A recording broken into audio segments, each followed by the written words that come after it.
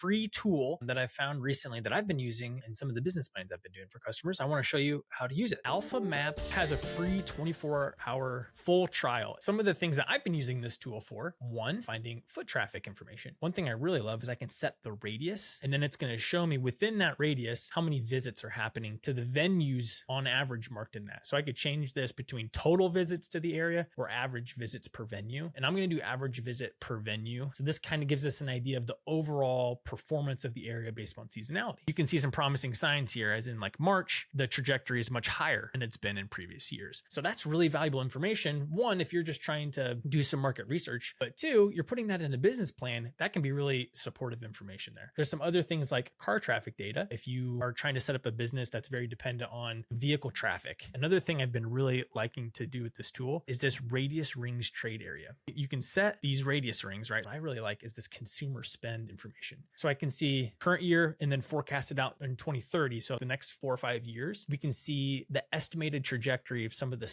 consumer spend in these areas. And so let me hop over and show you some examples. And there's visuals in here. I'm writing some information around those. So if I bump back to the map, you've got some of the other control in this map, including some things over here like heat maps. And so you can overlay things like, if it's a big city, what segments are people spending more money in? Where's the income higher at?